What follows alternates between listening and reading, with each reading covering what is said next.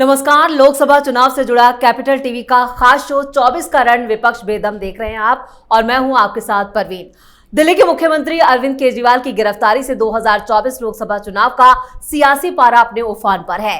केजरीवाल की गिरफ्तारी ऐसे वक्त पर हुई है जब देश में लोकसभा चुनाव का बिगुल बज चुका है। पहले चरण की 102 लोकसभा सीटों के लिए नामांकन शुरू हो चुका है। ऐसे में आम आदमी पार्टी ही नहीं बल्कि विपक्ष के लिए भी एक बड़ा झटका है, जिसे लेकर सियासत तेज हो गई है। बीजेपी केजरीवाल की गिरफ्तारी को सही और न्याय संगत बता रही है, तो विपक्ष राजनीतिक साजिश करार दे रहा है। सवाल उठता है कि केजरीवाल की गिरफ्तारी का विपक्षी दलों के इंडी गठबंधन पर किस तरह का असर पड़ेगा, बताएंगे आपको। चर्चा के लिए मेरे साथ स्टूडियो में मौजूद हैं कैपिटल टीवी के editor in chief doctor Manish Kumar और एग्जीक्यूटिव एडिटर राजीव कुमार। आप दोनों का स्वागत है। धन्यवाद। तो जिस तरह से केजरीवाल की गिरफ्तारी हुई है, उससे क्या यहाँ पर विपक्ष के समीकरण बिगड़ गए हैं या फिर एनडीए और ज्यादा मजबूत? देखिए, जो केजरीवाल जेल के अंदर गए हैं तो इमीडिएट इम्पैक्ट इसका दिल्ली में तो साफ साफ नजर आएगा। आपको ये समझना पड़ेगा कि एक आम आदमी पार्टी कोई पार्टी नहीं, it's a single man show. ये समझ लीजिए कि एक व्यक्ति जिसके ऊपर ही पूरी टीम की दावेदारी है।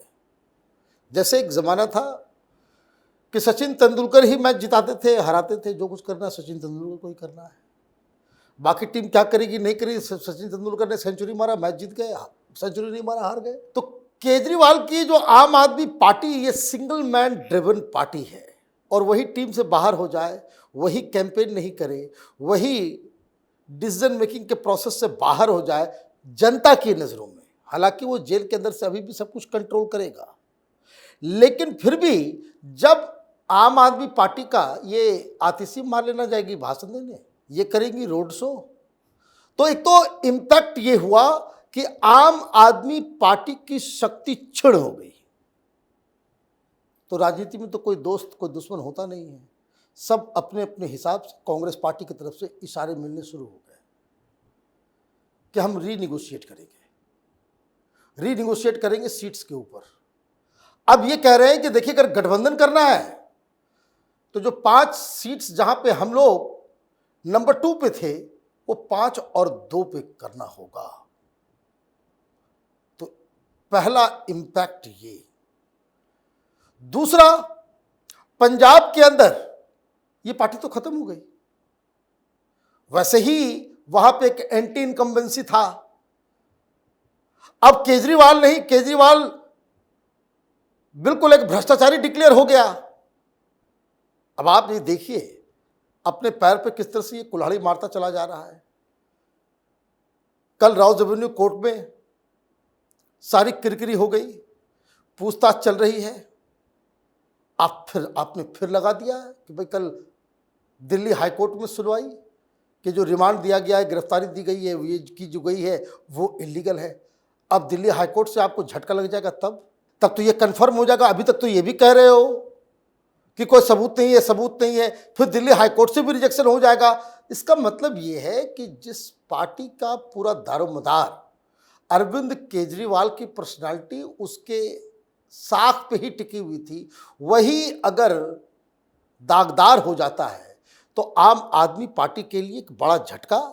जैसे ही आप झटका खाएंगे, बाकी सारे लोग आपके ऊपर चढ़ जाएंगे। अभी आप देखते जाइए, न सिर्फ पंजाब और दिल्ली, बल्कि जो गुजरात में सीटें दी गई है, जो हरियाणा में सीटें दी गई है, कांग्रेस पार्टी अब रीनिगोशिएट करेगी आम आदमी पार्टी के साथ। मतलब ये कि न घर के रहे केजरीवाल और न घाट के रहे।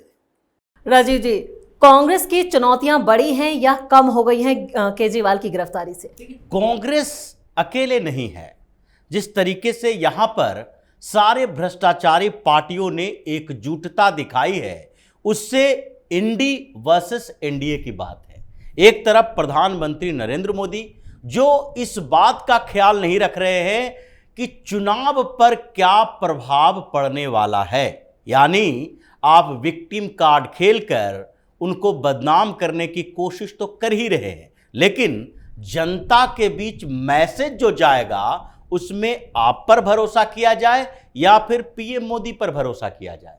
अब ये परसेप्शन की राजनीति होने लगी है। परसेप्शन के दोनों के बीच क्या पैदा होता है, अब इसमें देखा जा रहा है पूरे हिंदुस्तान के अंदर कि अलग अलग राज्यों में भ्रष्टाचारी पार्टियां हैं जो चुनाव आयोग के पास गई, जो बार बार हंगामा कर रहे हैं, और सब जो हंगामा करने वाले हैं वो अपनी अपनी बात लेकर गए चुनाव आयोग में।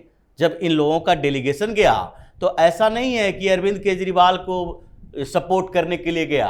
अरविंद केजरीवाल को सपोर्ट करने के बदले जो एनसीपी का जा रहा है, शरद चंद्र पवार के पार्टी का, तो शरद पवार के एनसीपी वाले जब वहां गए तो वहां पर कह रहे हैं देखिए हमारे जो रोहित पवार हैं उनके घर पर भी छापेमारी हो रही है, उनकी संपत्ति अटैच की जा रही है। ममता बनर्जी की तरफ से जो टीएमसी की तरफ से गए हैं वो पूरी लिस्ट लेके गए, महुआ मोइत्रा के साथ ऐसा हुआ, शिक्षक भर्ती घोटाले में, या अभिषेक बनर्जी के को बुलाकर पूछताछ की जा रही है, पार्थ चटर्जी, ये सारे भ्रष्टाचारियों की लिस्ट लेकर जा रहे हैं, जिसको ये या तो अपनी पार्टी से निकाल भी चुके हैं कुछ लोगों को, फिर भी उसकी बात करने के लिए जा रहे हैं। लोगों के पास ये जा रहा है मैसेज कि जिस तरीके से भ्रष्टाचार के मुद्दे पर भ्रष्टाचारी पार्टियां एकजुट हो रही है, पीएम मोदी भ्रष्टाचार खत्म करने की बात कर रहे हैं, तो हमें तो एक बार और भरोसा करना पड़ेगा कि जब कभी ये सोचा जाता था कि कोई चीफ मिनिस्टर जेल जाएगा, संभव नहीं है, कोई बड़ा मंत्री जेल जाएगा किसी स्टेट का, संभव नहीं है। अगर नेहरू गांधी परिवार की बात करें, उसके यहां से 10 जनपद से कोई ईडी के दफ्तर में पूछताछ के लिए पहुंचेंगे, यह संभव नहीं है। ये सारे असंभव लगने वाले चीजों को संभव बना दिया पीएम मोदी ने। लोगों को इसी बात पर भरोसा है, यानी कि परसेप्शन की जंग विपक्ष पूरी तरीके से हार चुकी है। अलग अलग राज्यों में इसका प्रभाव देखने को मिल रहा है।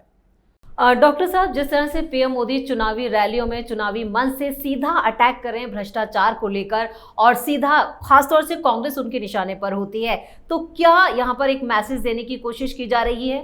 देखिए, प्रधानमंत्री मोदी क्या कह रहे हैं? प्रधानमंत्री मोदी कह रहे हैं कि चाहे कुछ भी हो जाए, चाहे वो कितना भी बड़ा व्यक्ति हो, चाहे वो कोई भी हो, हम एक्शन लेना हम नहीं छोड़ेंगे, हम पीछे नहीं हटेंगे, चाहे इसके लिए जो कुछ कुर्बानी हमें देनी पड़े, चाहे कितनी भी मुझे गालियां दो, चाहे कितना भी हमारे ऊपर हमला करो, चाहे तुमको जो कुछ मुझको कहना है कहो, लेकिन भ्रष्टाचार को, अब इसका इम्पैक्ट जमीन में क्या हो रहा है, इसका ये जो राजीव ने बिल्कुल सही कहा कि परसेप्शन बैटल है। ये क्या परसेप्शन जा रहा है? परसेप्शन पहले क्या था? अरे बड़ा आदमी है, इसको क्या होगा। पहले कोई ये सोच सकता था कि भाई चीफ मिनिस्टर को जेल के अंदर कोई डाल दे, वो भी भ्रष्टाचार के मामले में।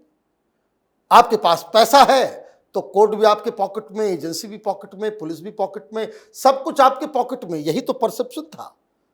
कितना बड़ा आदमी, कुछ नहीं होगा, ये बड़े लोग हैं, इनको कौन क्या कर लेगा। इस परसेप्शन को, और ये जो जनता के बीच में ये जो निराशा थी, ये जो ताबड़तोड़ एक्शन हो रहा है, किसी के गर्लफ्रेंड में के घर पे नोटों का पहाड़ मिल रहा है, कहीं जो है वो बड़े मंत्री के घर में छापेमारी पड़ रही है, किसी बड़े मंत्री का हजारों करोड़ की संपत्ति, बेनामी संपत्ति, उसको सीज कर लिया जा रहा है। ये कोई आसान काम नहीं है। कितना दबाव आता होगा, कितना प्रेशर झेलना पड़ता होगा।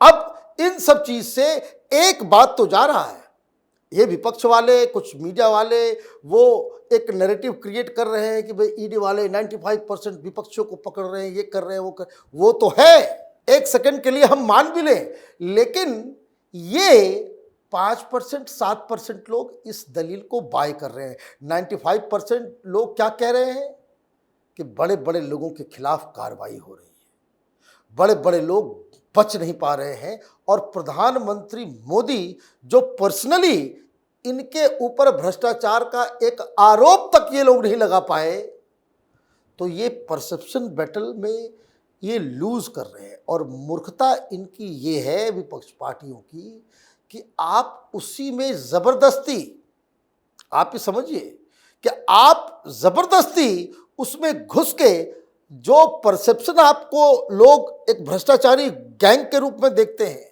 सारे लोग कहते हैं ये सब जो है अलीबाबा 40 चोर की कंपनी है, उसको आप अपनी रणनीति से और उस इमेज को पुख्ता कर रहे हैं।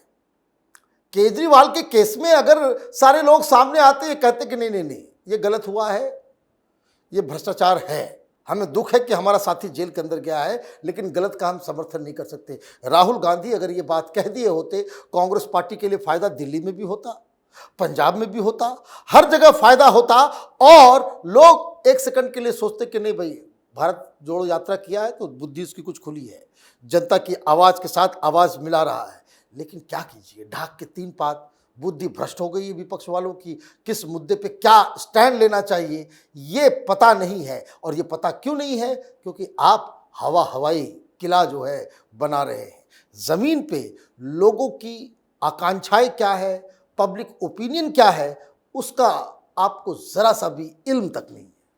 तो यहाँ पर पूरी तरह से विपक्ष जो है वो जनता की नब्ज को नहीं पहचान पा रहा है। तो दूसरी तरफ पीएम मोदी 2024 चुनाव में एक नैरेटिव सेट करने में कामयाब हो गए कि ये जो पूरी लड़ाई है वो भ्रष्टाचार के खिलाफ है। ये लोग जो पहले से जनता को जिस तरीके से बेवकूफ बनाने की कोशिश करते रहे थे, आज भी उसी अवधारणा को लेकर गए। इनको लगता है कि हम विक्टिम कार्ड खेलेंगे, सहानुभूति हमें मिल जाएगी। लेकिन सहानुभूति किस आधार पर मिलेगी? पहले तो सहानुभूति के लिए विश्वसनीयता कायम करना जरूरी होता है। अगर लोग आपके ऊपर विश्वास कर रहे हैं तो फिर ये मानकर चलें कि आप बोलेंगे तो लोग 90% आपकी बातों पर विश्वास करेंगे, या हो सकता है कि उससे थोड़ा बहुत कम करें।